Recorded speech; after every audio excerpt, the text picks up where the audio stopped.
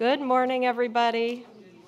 Thank you for joining us. I'm Rebecca Winthrop. I'm the director of the Center for Universal Education here at Brookings. Wonderful to see so many friendly faces who've trekked out in this steamy morning to join us today. So welcome to all of you here in the audience, and welcome to those of you who are joining us on the webcast. And particularly for those watching the webcast, we will be taking questions and comments from all of you via Twitter at #GirlsEDU, so please feel free to send them in. And of course, all of you can send them in too if you feel your hand is not going to be picked. Who knows? Double chance. So anyways, we're really pleased to kick off this day around girls' education. Yesterday was the Day of the African Girl, so happy belated Day of the African Girl, and it gives us, I think, a real moment to pause and reflect about girls around the world, particularly in Africa, given all that's been happening in Nigeria. And certainly those of us here in the U.S. have been watching quite closely the events unfold over the past several months with the abducted girls in Nigeria. But those of us, and many of you in the room who work closely on girls' education in Africa, this is unfortunately not the first time this has happened. This is happening all around the world in many cases, quietly, not so quietly. And for us, I think all collectively, it means that we really need to think quite long and hard about what girls in many places really have to go through in order to try to get an education. In many cases, they're really risking their lives in one way or another, which is a sobering note to begin with, but important. Important because for us at Brookings, we spend a lot of time talking to policymakers and doing research and trying and doing sort of quite a bit of backdoor advising. And one of the things we started encountering over this past year, we were having a discussion with some of you yesterday about it, was comments from some senior policymakers that, actually the girls' education issue has been solved. And I've had a couple of separate people, different organizations, senior people saying in education, it's a post-gender world, and which was incredibly puzzling to me, who looks at a wide range of data, being a little data obsessed as we are at the Center for Universal Education. But when I paused to think about it, I realized why people were saying that. And to me, it has to do with looking at a slice of the picture and not the full picture. Many people, and we should rightly so, celebrate progress in girls' education at the primary level.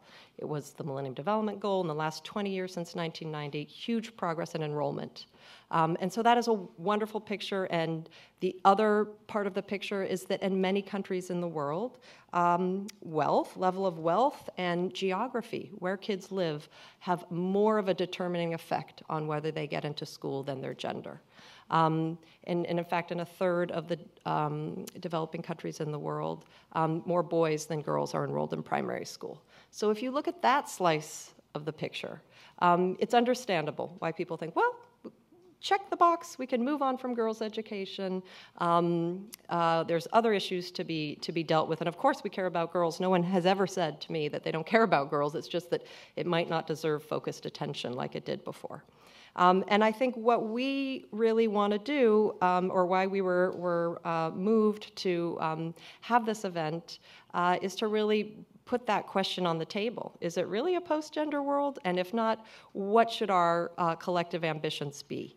And one of the things that I'd like us to talk about, and we're going to hear in a minute much more from our distinguished panelists, is about what could our collective global agenda be for girls' education moving forward. My colleague Jenny Perlman Robinson and I sat down and kind of tried to think about it and wrote a little piece about what we thought might be, quote unquote, the next generation or second generation girls' education issues. And for many of you, they're not second generation issues. They are issues that you have been working on for years and years in the academic space, in communities, around the world. But in a way, they're second-generation issues for the global stage, for the global discourse around around girls' education. And what we came up with was five things. One is we really need to talk about the missing millions of girls from early childhood through secondary. And in fact, those girls are really girls who you don't have to talk about the entire world anymore. You need to focus on specific geographies, whether it's sub-Saharan Africa, Southwest Asia, or other pockets of excluded girls. You need to focus on the poorest girls who live in rural areas.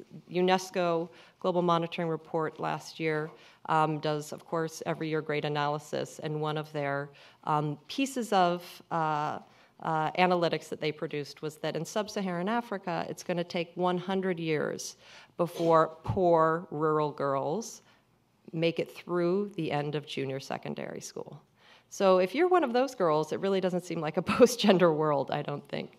So that's the first one, the missing millions. And you need to focus, of course, in there, not just, as I said, not just on primary, but take a bigger look, raise our ambitions to really try to have a collective goal to say, we want all girls to leave secondary education, formal or non-formal, with the skills they need for their work in life. The second big issue that we thought merited discussion today amongst all of you and are putting on the table as a next generation issue is learning, quality learning. And this is a boys and girls issue. But it certainly is important for girls, particularly to make sure that they sustain and maintain and progress through education. The third issue is around school violence, two pieces. Attacks on schools, like we talked about with Nigeria. There's 30 countries in the world where girls and women teachers and a number of other forms of education personnel are attacked regularly, bombed, killed, abducted. It is not a pretty picture. But also, violence in schools around sexual harassment and abuse and exploitation on the route to school, within schools, is a very large issue. The fourth is around livelihoods. How do we transition girls into the world of work successfully? One of the most stark reminders of this was from a piece of work that I was looking at recently that my colleague Lisbeth Steer had been leading on with others, Mesa Jalbout and others, around education in the Arab world. And girls transitioned much more frequently to secondary education, outperformed boys, but were only 18% of the labor market. So didn't make that transition to the world of work, which is, of course, not necessarily an education system problem, but we need to help girls while they're in secondary ed think about how to navigate that bridge. And then the last that we want to put on the table for you guys to consider is around leadership. I think we need all sorts of leaders. We need very senior leaders, who you're going to hear from a few today, but we also need leaders in developing countries, in communities, people who are very grounded in the very particular problems of girls' education in their regions, in their countries, to be supported and to help expand their voice and their effectiveness and their ability to operate. So a network of, I would say, developing country girls' education leaders, sort of a second generation of girls' education leaders for this second generation of girls' education issues. So we wanted to put that out for you, for food for thought. And we're going to have a discussion about it and some pieces of it for the rest of the day. Our interest really is to see if we can't get a good discussion going, particularly as we are going into post-2015 negotiations, but certainly beyond. And one of the things that I think is important is to talk not only amongst ourselves in the global education community, but also begin to have a very serious conversation with the women's movement. There is a lot of great work on women's leadership, on women's empowerment, that doesn't actually interface very much and very frequently with the girls' education space. There's actually some great events going on that Even this week, we have a sort of a gender equality week here in Washington, D.C. Yesterday, there was an interesting event on gender mainstreaming and integration at FHI 360. And then there's also Vital Voices is having their big leadership, global leaders announcement event this week. Girl Up is doing a whole range of training for young women and men leaders on girls' education. So there's a lot of excitement, particularly around advocacy, and how do we merge that and bring that into the girls' education space better is something that'd be great to talk with you all about. So let me give you a little rundown of the day, what we're going to do, and who's going to be engaged in conversation up here. In a moment, I'm really, really pleased to welcome Catherine Russell, who is the Ambassador at Large for Global Women's Issues for the U.S. government and the State Department.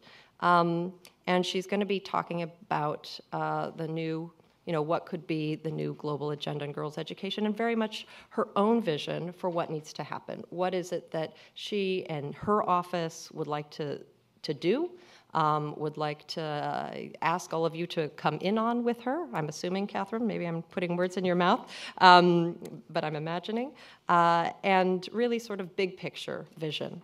Then we're going to transition to a panel around new evidence and approaches in improving access and learning for girls that will be moderated by Josh Muskin, who's the Senior Education Program Officer at the Aga Khan Foundation and a friend, and also has long time been working on girls' education issues around the world.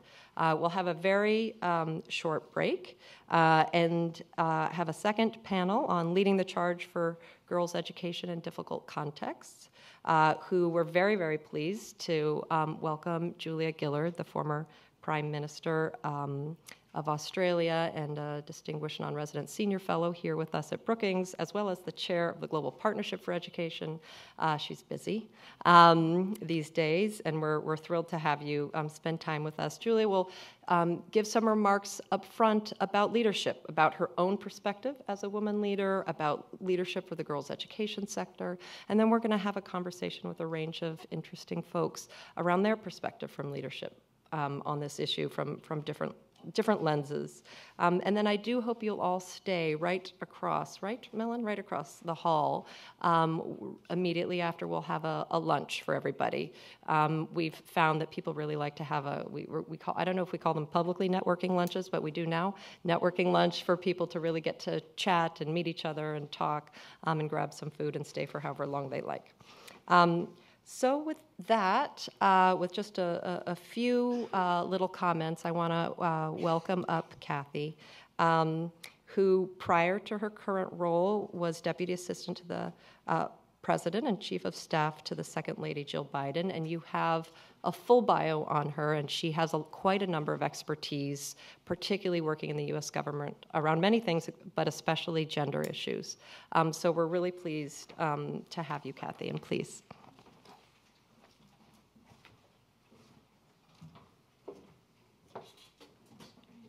Thank you. Thanks, Rebecca. I really appreciate that. It's nice to be here. Thanks for having me here today. It's a privilege to be with so many experts who care so much about this issue. Oh, hello. How are you? It's also really an honor to be here with Julia Gillard, who just having you in this space is really tremendously important, and I hope you know that your leadership here is really means a lot to everybody who's in this area, and I hope you understand how much it means to all of us who are here, so thank you for that. So a little bit about my position. I'm the Ambassador at Large for Global Women's Issues, as Rebecca said. It's a kind of a mouthful of a title. It means that I work to ensure that women and girls are integrated into all aspects of U.S. foreign policy. And so it gives me really great pleasure to see people who are here from so many different sectors of the U.S. government and who are working in so many areas, because my job is to try to integrate women's issues into all those different areas.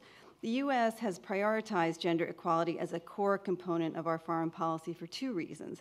First, and obviously because we think it's the right thing to do, but also because we strongly believe, and this comes from the President, from Secretary Kerry, who say this over and over again, and we believe that the data bears this out because it's a strategic thing to do, especially when you look at the economic, health, development, and democratic outcomes of countries. And nowhere is this more true than when you look at investments in girls' educations. So as a global community, we have focused a great deal of effort, and I think Rebecca has said this, on primary education, which we applaud. Since 2000 and the adoption of the Millennium Development Goals, we've seen extraordinary progress on education, including on efforts to achieve gender parity in primary school education. Since this is Brookings, I'm going to give you some statistics. I wouldn't ordinarily do this, but given the audience. From 1999 to 2011, the number of out-of-school girls at the primary school level dropped from 62 million to 31 million. A huge achievement. Young women's literacy levels are also improving. Globally, there were 90 literate young women for every 100 young men in 1990. That number rose to 95 women for every 100 young men in 2010.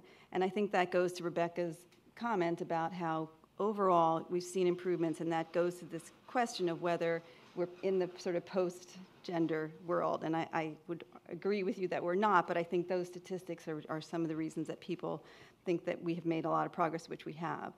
The United States is proud to have played a role in accelerating this progress. On average, USAID funds $1 billion worth of education programs across roughly 60 countries every year. And on average, over 9 million girls enrolled in school are supported by U.S. government programs each year.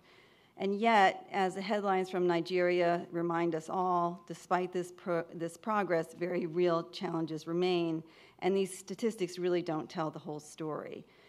By adolescence, the education gap between boys and girls widens, particularly, as Rebecca mentioned, in sub-Saharan Africa and South Asia. And this is just a persistent problem that we really need to try to figure out a way to deal with.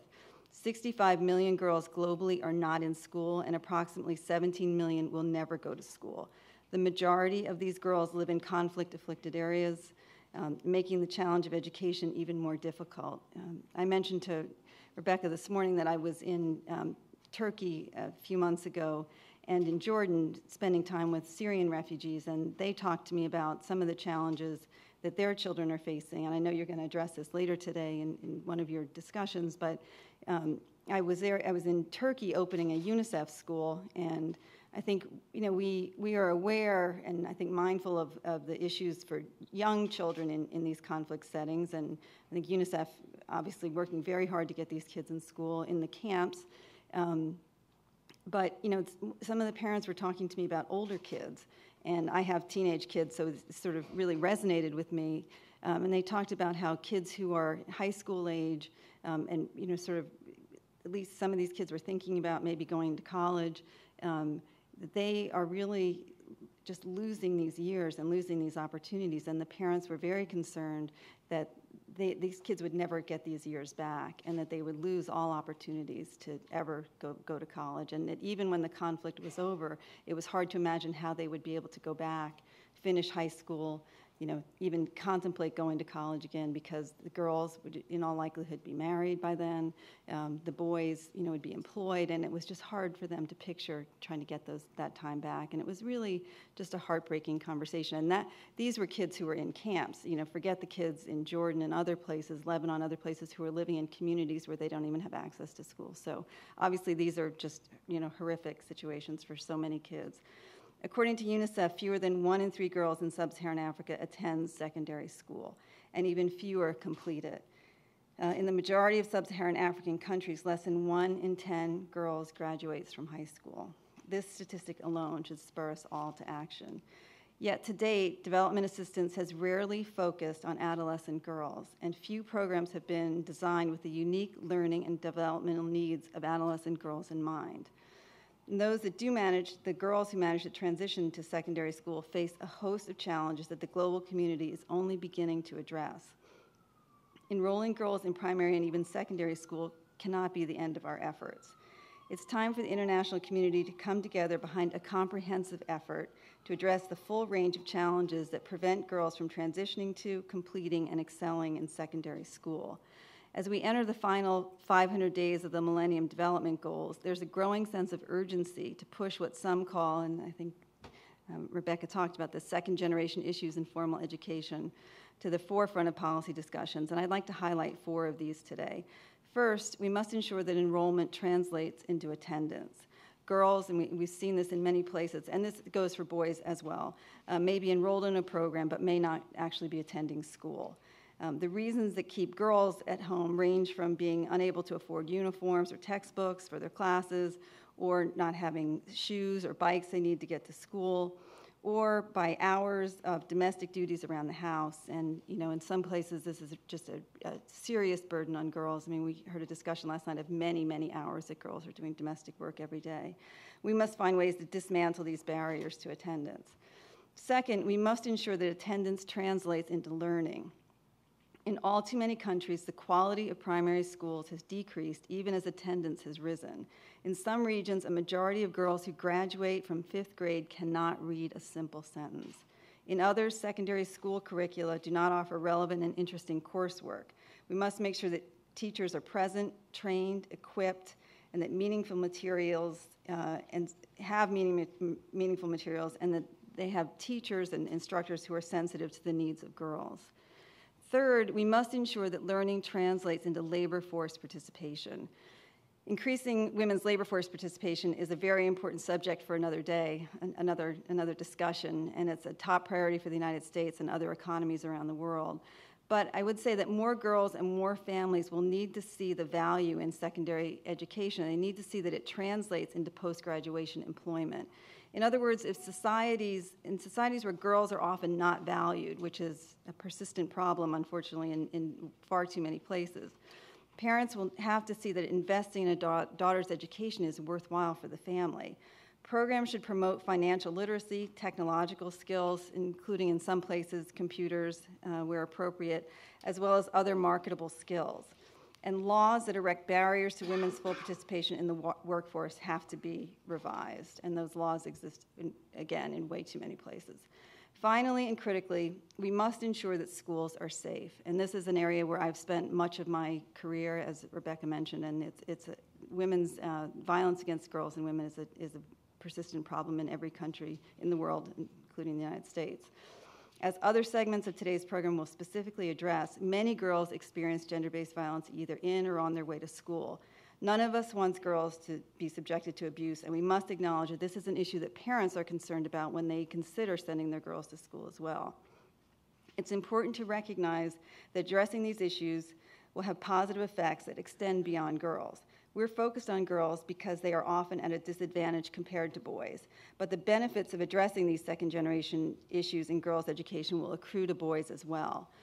While we're gathered here to talk primarily about education, those of us who work with and on behalf of adolescent girls know that the problem goes far beyond lack of education.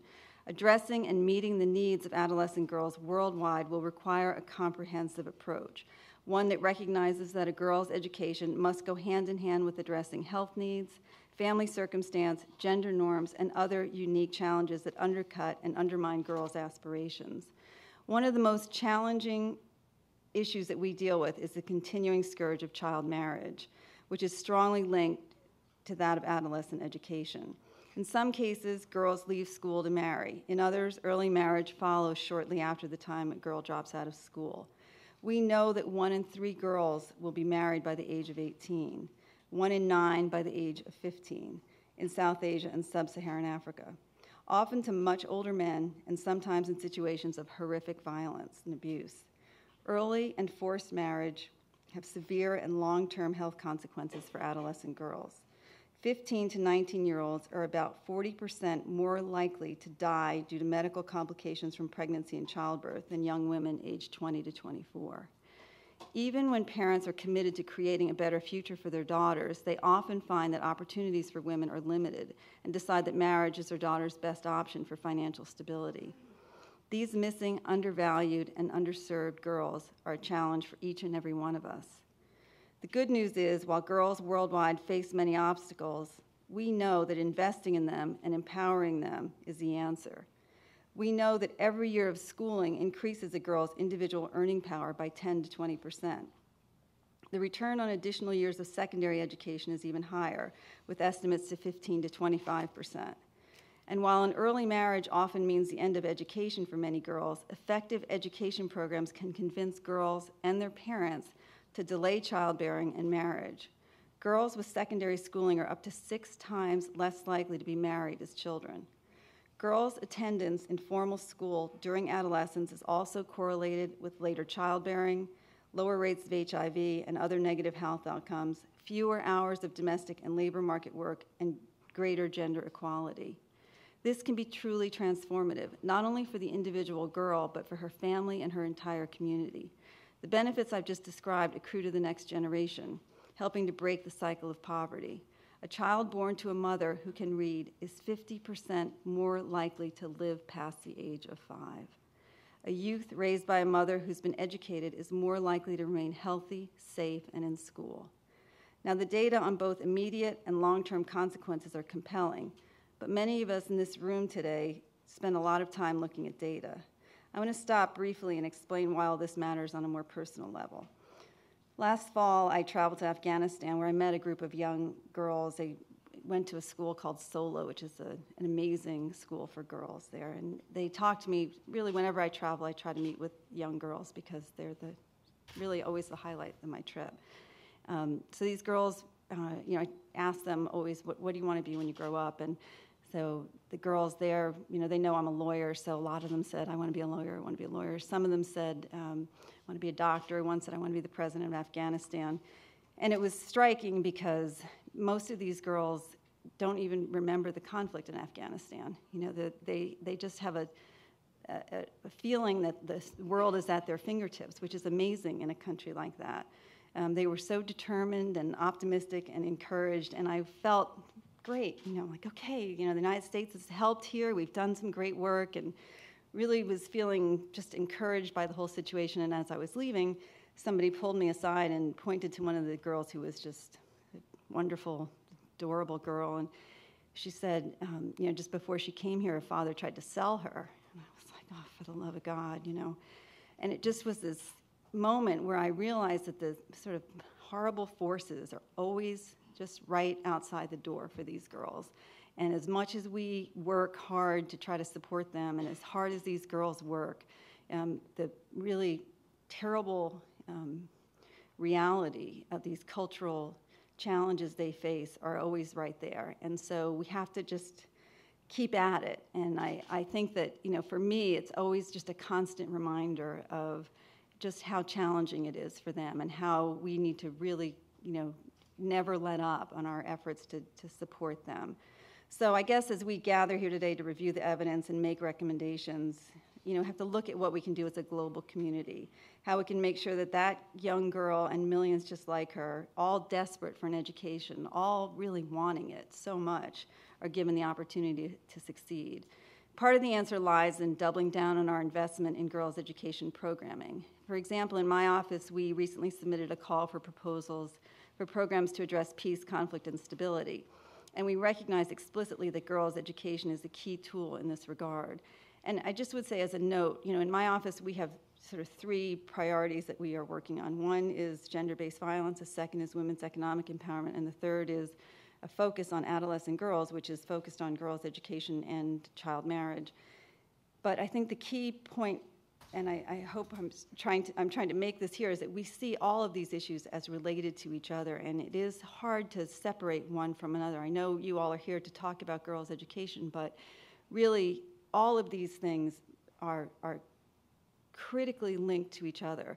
A girl has to be educated, but she has to also have economic opportunities. It has to go someplace. There has to be a continuum here. She has to be free from violence, whether it's conflict violence or violence in the house. And I think we all have to try to look at these issues holistically, and that's really what we're trying to do in our office. And I know that Rebecca certainly understands this, but I hope everybody here understands that you have to divide these issues in a way to do the programming, but you have to look at them comprehensively if you want to solve them in any meaningful way. My colleagues from USAID are also supporting key girls' education programs like the EAGLE program in the DRC, which is a comprehensive effort to address these issues, and also programs in South Sudan and other places. We've seen promising research on the potential benefits of some of these programmatic interventions. I would say that part of the answer lies in a holistic, multi-sector, which is everybody's favorite word, phrase, efforts. And by this, I mean ensuring that all the challenges that adolescent girls face are addressed, as I said, from gender-based violence to HIV and AIDS to early and forced marriage. Part of the answer lies in our multilateral efforts. We look ahead to the post-2015 development goals. The U.S. believes that girls' education, including secondary education and beyond, will be key to breaking down ongoing development and democracy challenge. Part of the answer lies in each of you, and our colleagues from DFID and other places, other countries, our colleagues from the private sector, and your efforts to collect data, to raise awareness, to work directly with girls all over the world. And of course, the answer lies in the girls themselves, who are the most amazing people here and the most amazing young women who deserve every opportunity that they can get, in their grit and their determination and in their dreams that they hold so close. Investing in the future by investing in the future of girls will help us achieve the future we all want. So thank you all. Thank you so much, Rebecca, for having me here. I look forward to the conversation, and I hope you all enjoy the conference.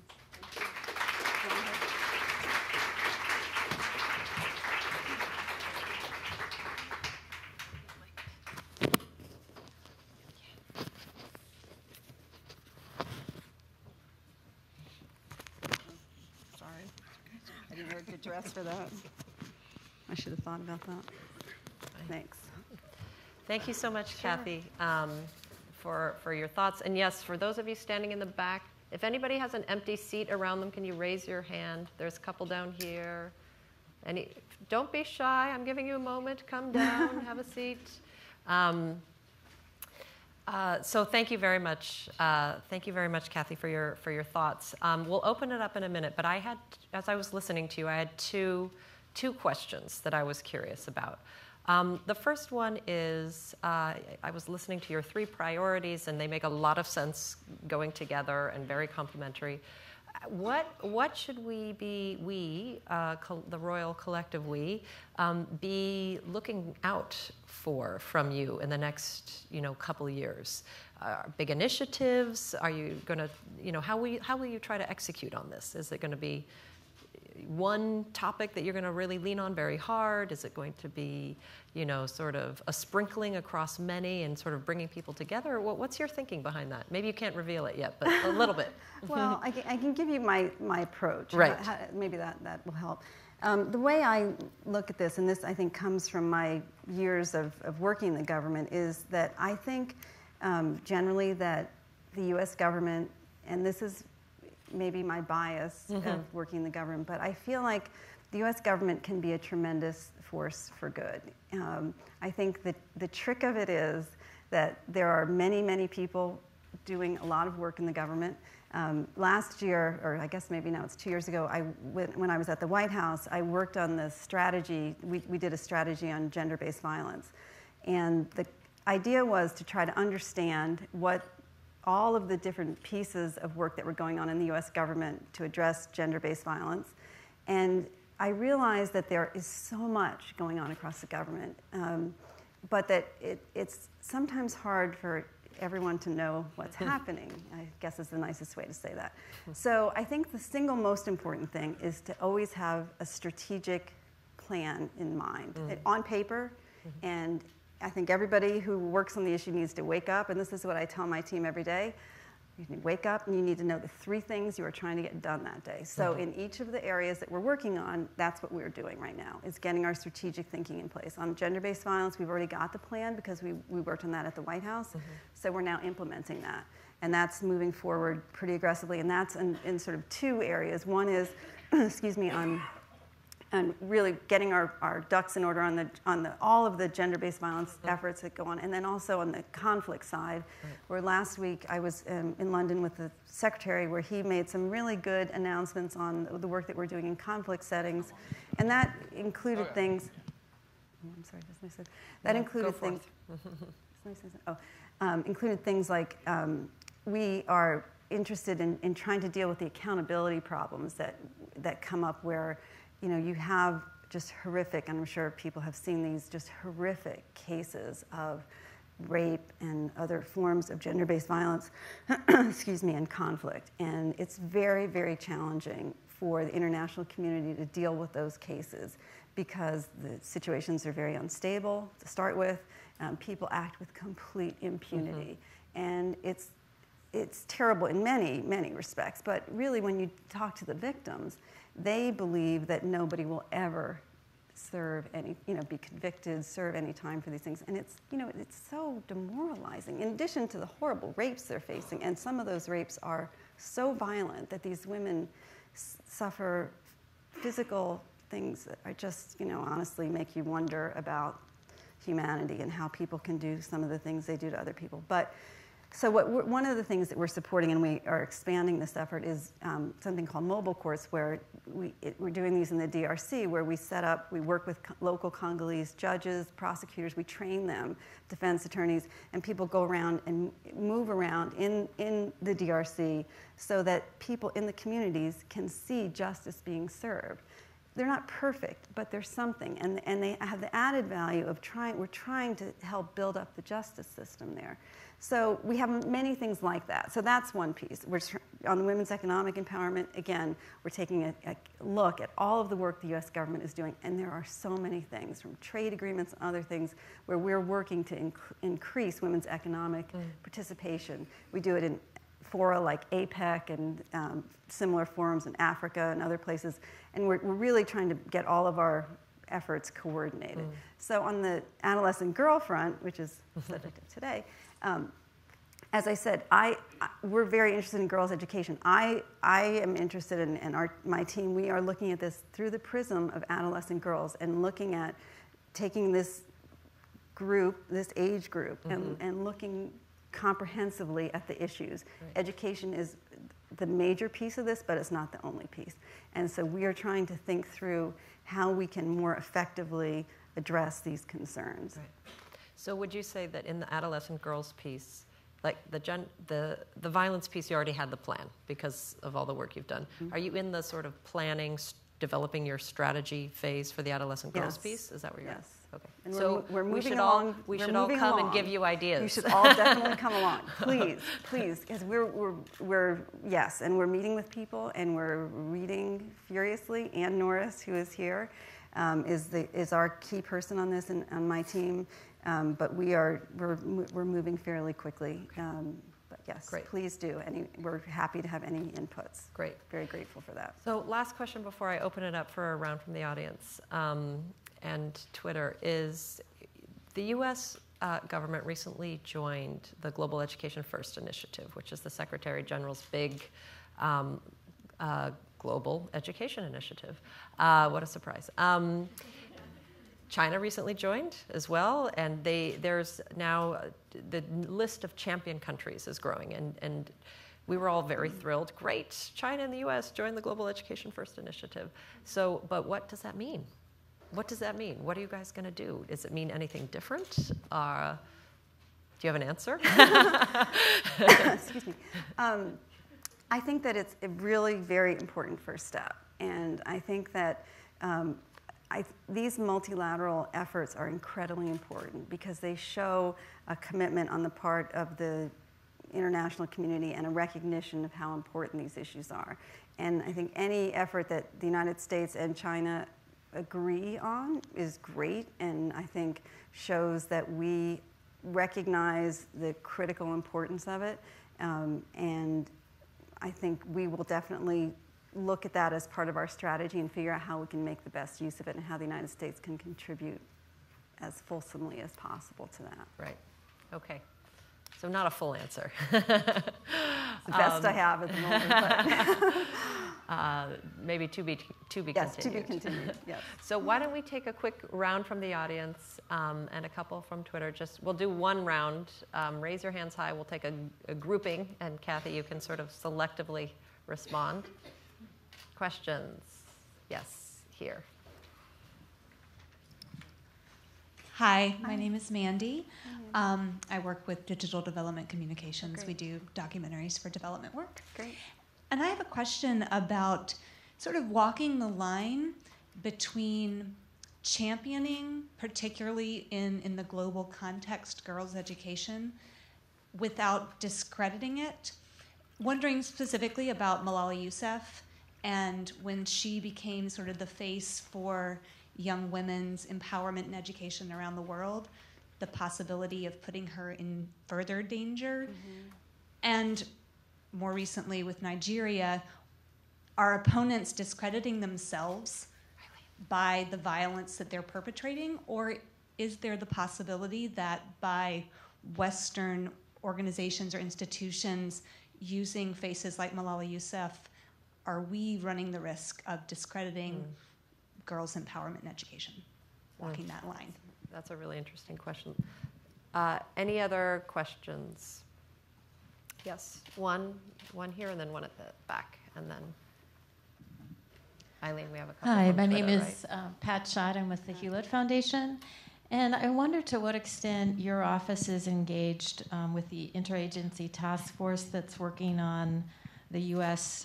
Position around the post-2015 goals, in particular really pushing forward many of the issues that you're working on and sexual and reproductive health rights in particular.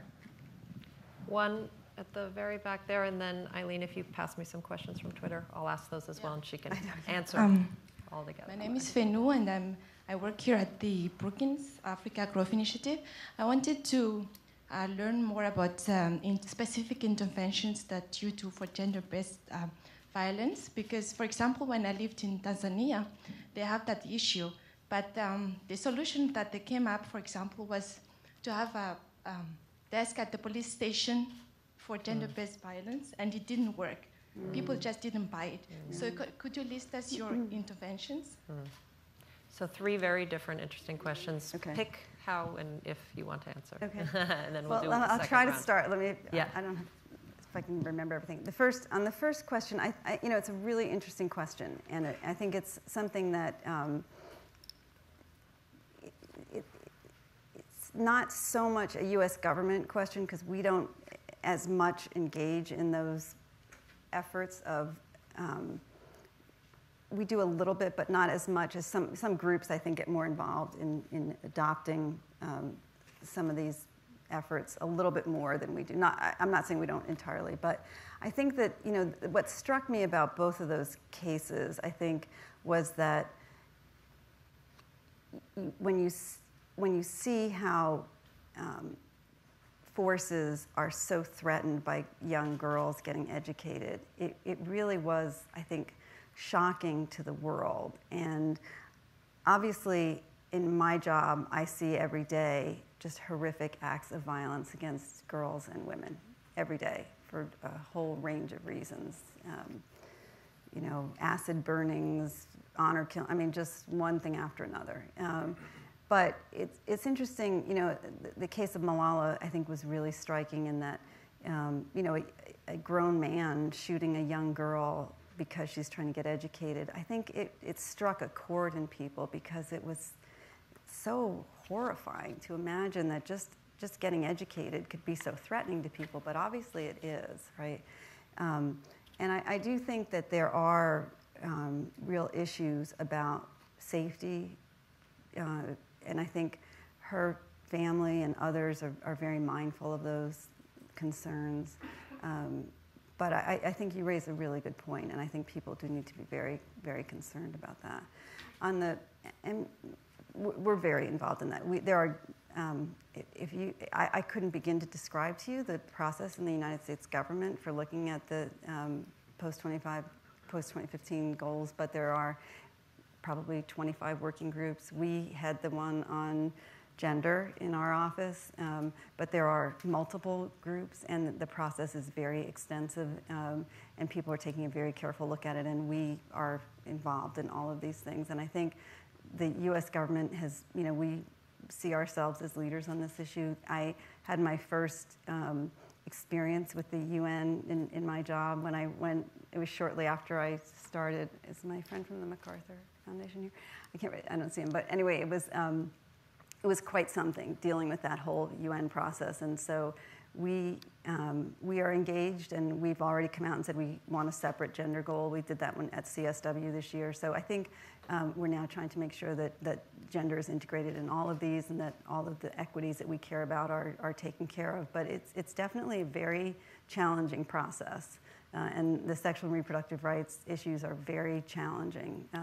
And there are countries that fight hard on those issues, and that ends up being, at the end of the day, one of the most difficult things to work out. And I'm sorry, the third question. From the documentary. Oh, yeah. From the different interventions. Yeah, the gender. Look, I think we have multiple interventions on gender-based violence, and it would probably be better if we dealt with those offline, but they range from things on efforts on engaging men and boys to, as you say, training police officers, training judges, training prosecutors, multiple things that we try in different places. Sometimes they work, sometimes they don't. And I'm always saying to my team, it's as useful to us to know what doesn't work so that we don't keep doing it over and over again, and hopefully we get that information back. And one of the most important things, I think, for any entity that does programming is to do a really rigorous analysis to make sure that we understand what doesn't work. So it would be helpful for you to if you talk to Anne at the end of the session today so that we know what your experience was. That would be helpful to us. And we can certainly provide you whatever information you're looking for. Okay? Does that? Thanks, Okay. Kathy. Two final questions from the Twittersphere. Twittersphere? Is that a word? I don't know. I thought it was, but Okay. maybe it's not. Twittersphere. Okay. Twittersphere. There we go. One is around secondary education, which I thought was insightful, and I'm not even sure I would have an answer to it, which is secondary education is expensive. Yeah. And it is much more expensive, the per unit costs, than primary education. So can we blame families for investing in boys who have more employment opportunities? And what do we do about that? It's really the point I tried to make in my remarks, which is it's why you can't really address education in a vacuum, right? You have to look at really what I see across my work is that the basic problem is that girls and women are not valued, and that starts at in situations where they're not valued before they're born, and they're not valued as children. They don't get adequate health care, and some of this is in countries where we have the problem of dowry, and so from the moment they're born, their parents see them as a financial burden, and they grow up and they see the boy as he's going to grow up and support the family, and the girl is just, they're waiting to have to pay to get her married. And so you have situations where what we have to try to do is change cultural norms. It's why I think the economic opportunities for women are so critically important, because if as these girls grow up, the women can then take care of themselves. If they have economic opportunities, you start to avoid some of these problems. And so I think we really have to try to avoid the temptation to just look at anything in isolation. And you have to try to address these issues overall. So you have to try to have efforts to change norms, but I do think this trying to provide economic opportunities, and again, that's not easy either, right? Because these are poor countries. So it's not like you're saying, there are already lots of economic opportunities and all the men are getting all the opportunities. No, a lot of times these are really poor countries where nobody has any economic opportunities. Often women, and this is one thing I've also discovered, that women are always working hard, no matter where you go. It's just that a lot of times they're in informal economies, they don't get any compensation for it. So if you can try to figure out how to help them get some remuneration, I never can say that word, for what they're doing, and make sure that they can get some way to support themselves and their families and get their kids educated, then the generations will start to benefit from that.